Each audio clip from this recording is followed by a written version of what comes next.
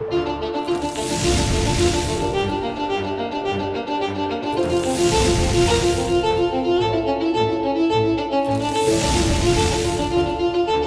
is Kiruna, a beautiful snowy town located far north in Sweden. Known for its extreme winters with temperatures dropping as low as -40 Celsius and summers where sun shines for 24 hours straight. Despite these hostile living conditions, Sweden discovered its treasure back here in 1900s, a discovery that would transform the country into one of the first modern cities in the Western world. The treasure they found was the largest iron ore deposits, with an incredible purity level of 60 to 70% iron. With tons of money flowing in, Kiruna faced its first major setback in the early 2000s. The town began to sink. Due to more than 100 years of tunneling and digging underground, as cracks started appearing in almost everything standing above or near the mine. The state-owned company called LKAB, along with the Swedish government, made a decision back in 2004 that would forever change the lives of people living there, to move the entire part of town from its original location to a new one and rebuild it completely from scratch.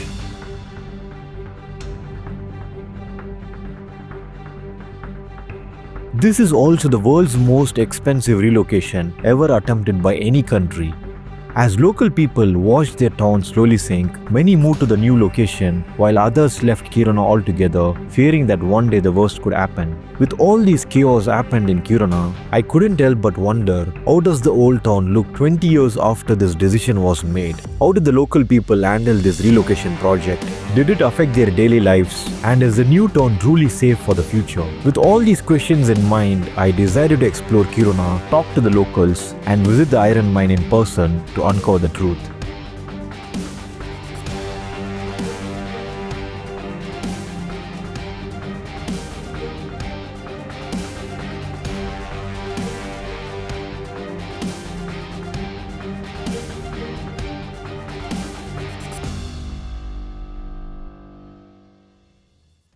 It's 4:30 p.m. here in Stockholm and the sun is already gone.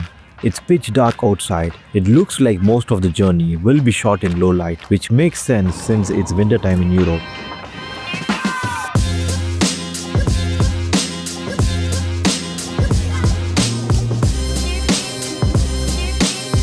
Grabbing some quick snack from Pressbyrån for this very long 15 hours journey.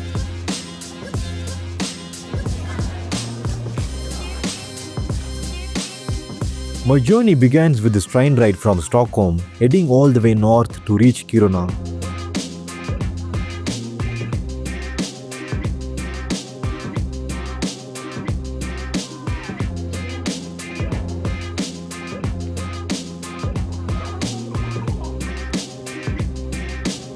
This is a train that will take me deep into the snowy region. Sometimes these trains remind me the Harry Potter movie train scenes. It doesn't look the same, but that's just where my thoughts wander.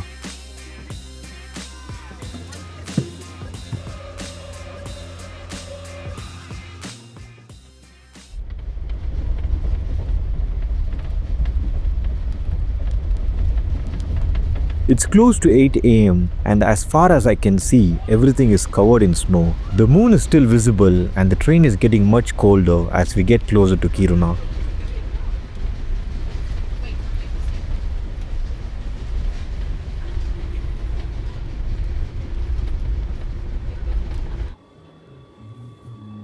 Finally, here in Kiruna exactly at 9 AM. The train is spot on in time. First impression, it's really cold. It's -24 degrees showing in my phone. The same train is going to change its engine and pilot to head to Norway. Since the railway station is still near the old town, there was a free bus waiting outside the station to drop passengers off at the new town or nearby locations. It was incredibly helpful, as removing hand gloves and searching for cabs is nearly impossible in these low temperatures.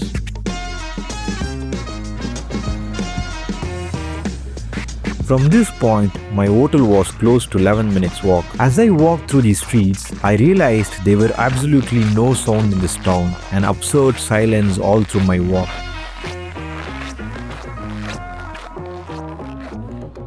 One thing I noticed about this signal is none of the lights are working.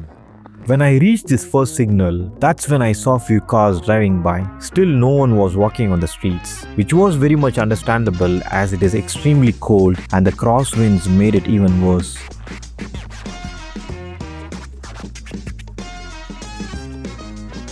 After checking into the hotel and taking a quick shower, it was time for some action. The plan for day 1 is to explore Old Town, uncover the actual reasons, and find any old houses with cracks or evidence of town sinking.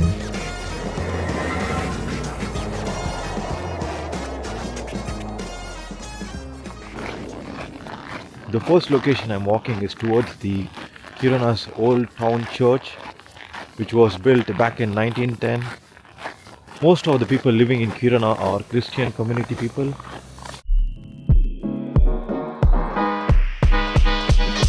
This entire church was built out of wood and is one of the largest wooden buildings in Sweden. Also in 2001, this church was named one of Sweden's most beautiful buildings, earning the title the best building of all time built before 1950.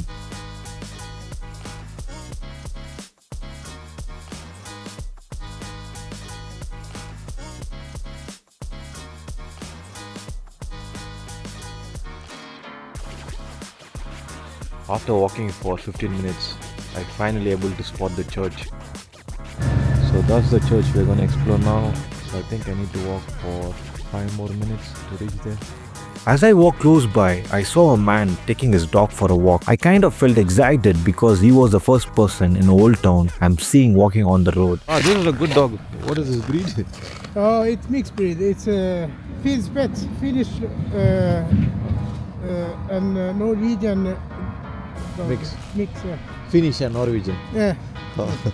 One hunting bird, the other one hunting moose. Okay. Yeah. So this is an hunting dog? Yes. Oh, this dog hunts? Yes. After talking to the gentleman, I realized the church is one of the buildings that will be lifted and carried to the new town. I was devastated to see the entire church was covered in fence, with only one way to enter, and that too with valid permissions and ID cards. I still walked around to see if I could find someone working over there to let me inside, but no luck. As more time I spent talking with few local bywalkers, there seems no chance. Also, this church will be moved to Newtown by 2025 September and will be broadcasted live in Swedish television channels the entire journey.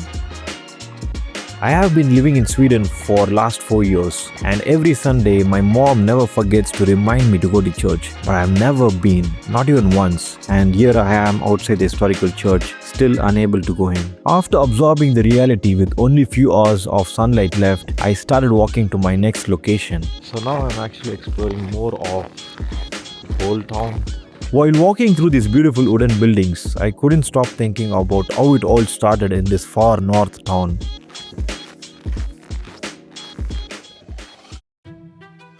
To understand how iron ore was discovered in Kiruna, it's important to know the town's unique geographical location, nested between large mountain cliffs.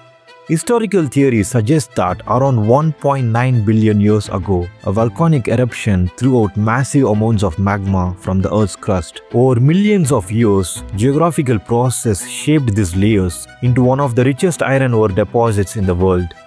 Some researchers believe the Sami indigenous people were aware of the iron ore as early as 17th century, though no solid evidence supports this theory. Large-scale mining of Kiruna iron ore finally began under the vision of Hjalmar Lundbom, the father of Kiruna.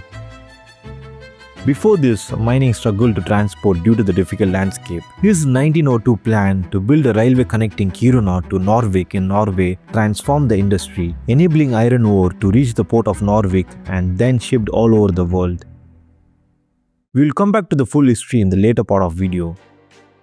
At this point, I had been walking for almost 3 hours down these streets, trying to understand which parts of town had already been demolished or moved to the new town. You know where is old building? Old town? What's that? Old town. Old town. Oh, yeah. This is old town? You just, I don't know. I eventually ended up asking a couple of people walking on the streets about the town, but had absolute no luck. To get back some meat and lost energy, I started searching for a restaurant.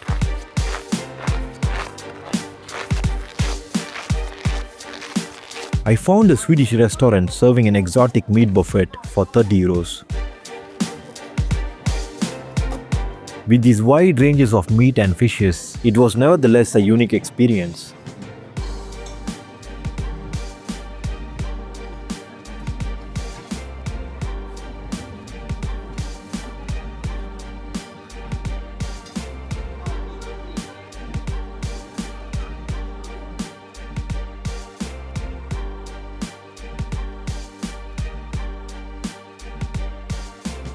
After my meal, I came outside and saw total darkness by 3 p.m.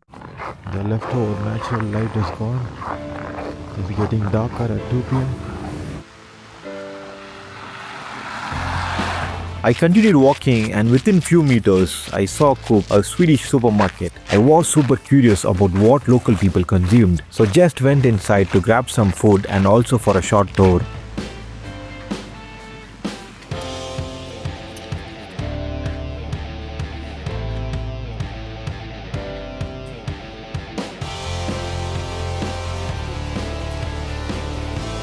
Nothing really different, pretty much all the items could be found in any Coop across.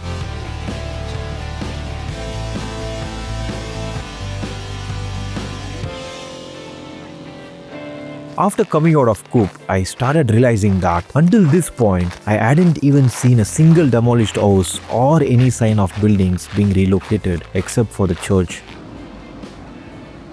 So I quickly headed back to my hotel to figure out what else I could try. After getting a local tour map from the reception, I had a rough idea of the exact location. To gather more information, I checked for a local bar or pub to get a chance to meet local people. It was around 8 p.m. when I left my hotel. Snowfall was pouring down, turning my 15-minute walk into a slow 40-minute penguin walk to the bar. The best part of the store so far was the bar waiter, after seeing me covered in snow, got me a table close to the fireplace. I'm already frozen. Thanks a lot. I couldn't have asked more than this. After seeing the snowfall, I knew not many people might be in the bar.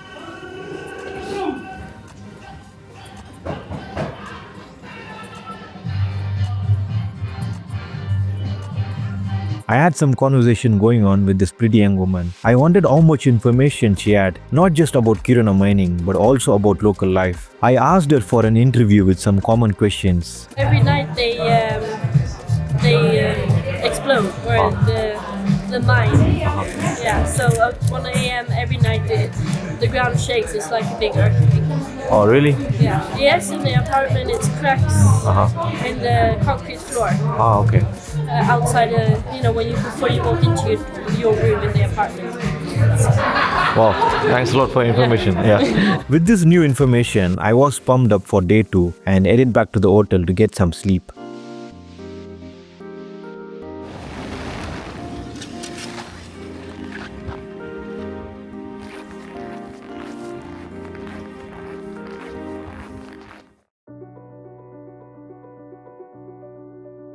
It's day 2 today and I can't afford to make the same mistakes as yesterday. I need to be spot on with my locations. Before heading out, I went to the hotel reception to confirm my location just to be extra sure. All the shops and everything has moved here.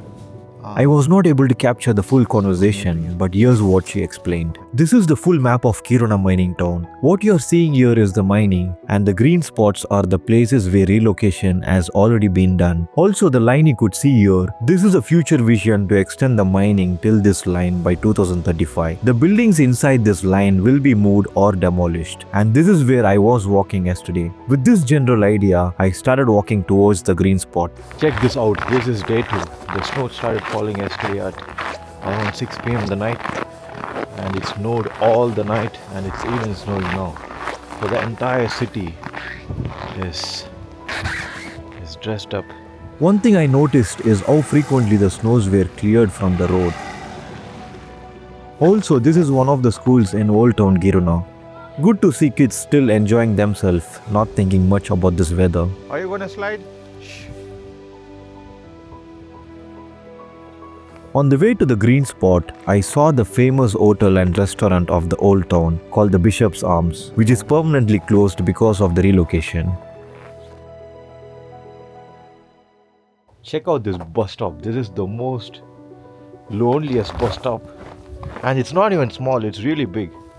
Check this out, how lonely it is.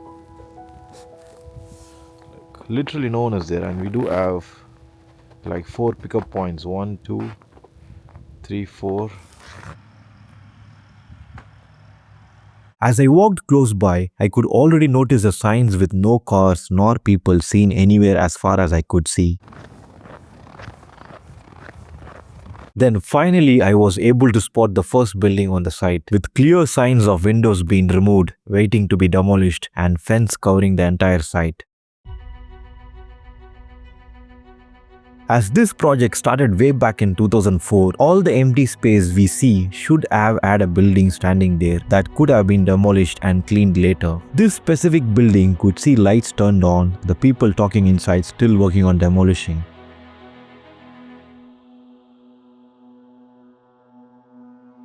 Then I came across this large interconnected building that somewhat looked like the old town hall. Though I might be wrong, if any locals are watching this video, feel free to correct me. Looking at this big old demolished building reminded me World War II. Yes, Kiruna mining played a major role in Hitler's led World War II. The 169-kilometer railway link connecting Kiruna and Narvik port was crucial for transporting high-grade iron ore to Germany, which was vital for manufacturing weapons and machineries during the war. Hitler understood the importance of not losing control of Narvik port before Allies would invade and stop the shipment to Germany. To ensure the port, Hitler invaded Norway. Due to this reason, Norway was directly under World War II attack. To protect this port, Hitler installed 12 major divisions to safeguard Norway throughout the war. Despite his efforts, the 12 divisions were never in action during the entire war. This occupation finally ended after Hitler lost the war. Due to the severity of the war, which lasted for 6 years, countries like Poland completely went to ground zero. After World War II, the iron ore from Kiruna helped all major European countries rebuild their cities, which boosted the Swedish economy during 1960s and even made Sweden one of the richest countries back in the day. With all these thoughts running through my mind, I continued my journey through these partially demolished buildings.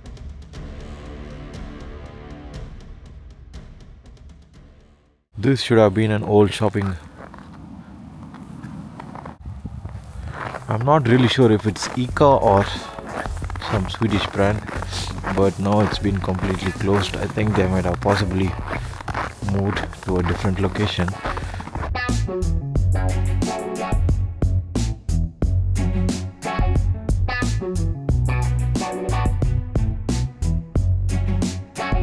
As explained in the tour map, these are the buildings that could be moved or demolished by 2035 according to the locals.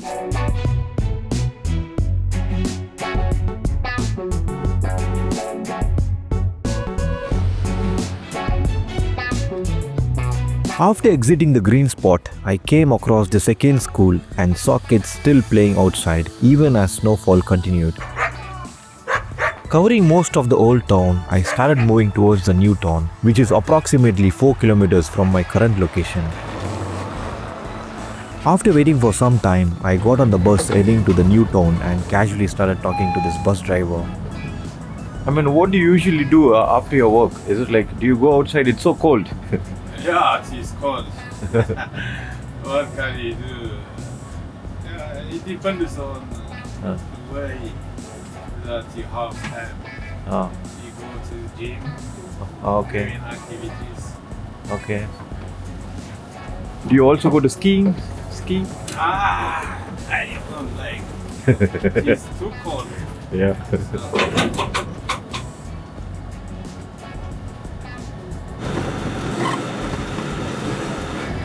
It changes. Okay. Thanks a lot. See you later. Yeah.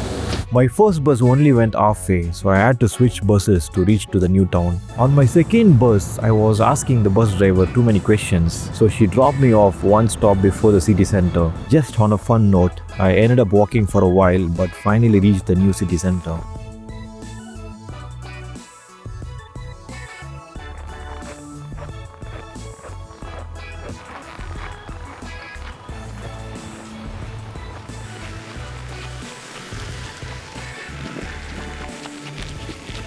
As soon as we started coming close to the new town, we could see modern buildings. It was a complete transformation from old wooden buildings to modern tall structures with shopping complexes and the new big town hall. I started walking through every corners to observe this new architecture.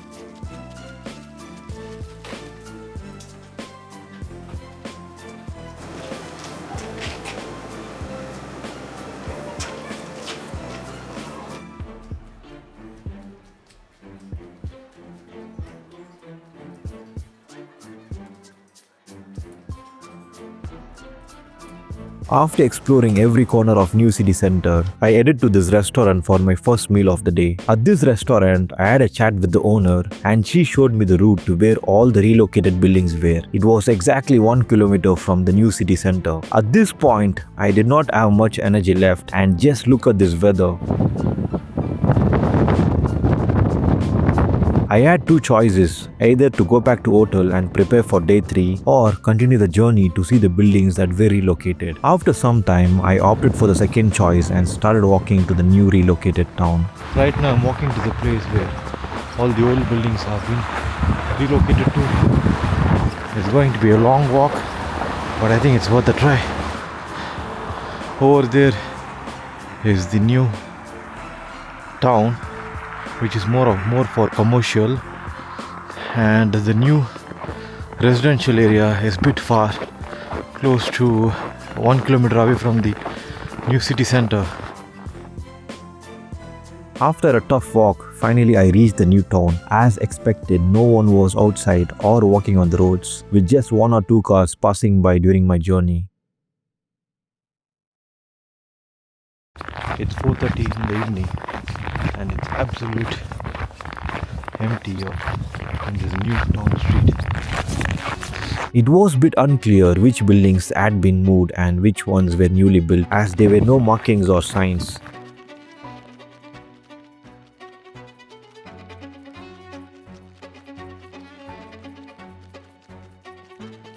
Based on their appearance, I assumed which ones might have been relocated.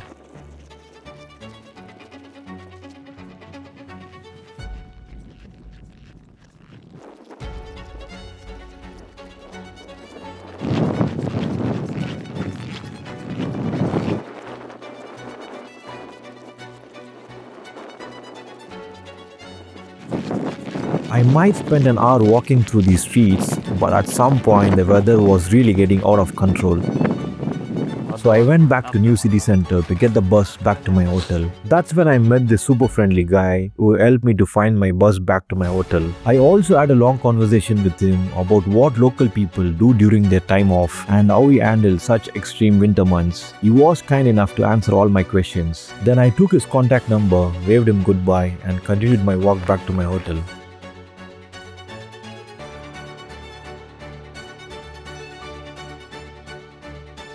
When I thought the day was over, I met Adam in my hotel kitchen and started a conversation. I never realized it would turn into a 2 hour chat. He was kind enough to sit in front of camera and share his living experience in Kiruna. This interview with camera recordings lasted for 40 minutes, so here are just few important highlights.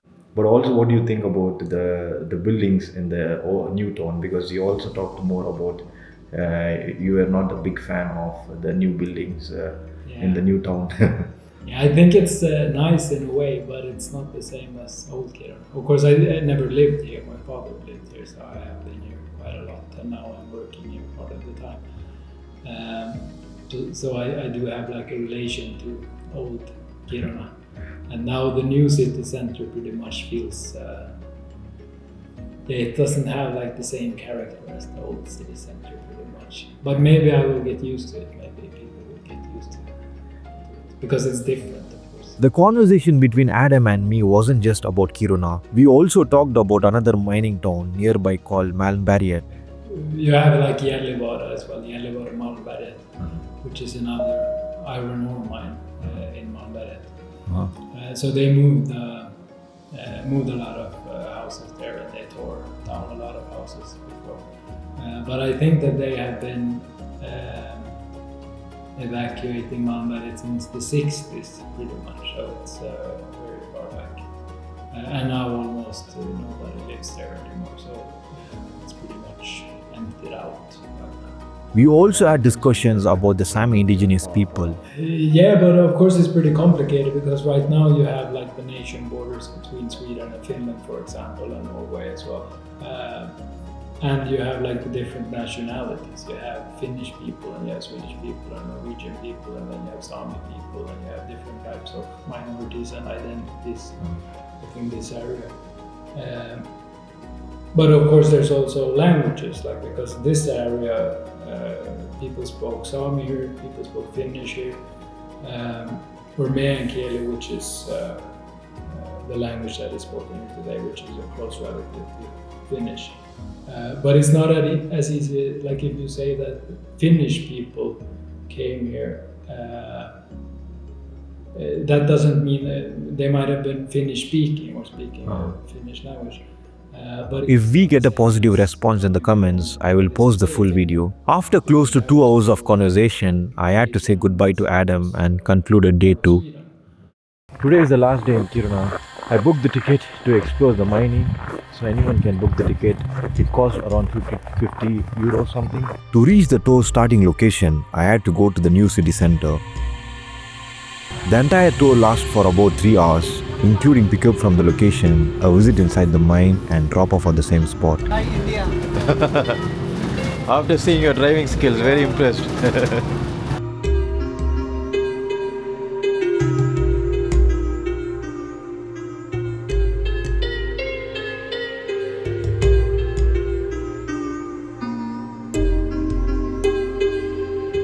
Very welcome to the world's largest and most modern iron ore mine.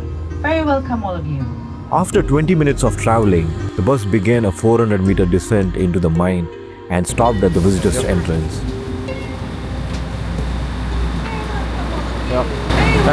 My understanding of a mining tour was to see actual place where people are working, how raw materials are extracted and shipped to the outside world. But this tour was a bit different.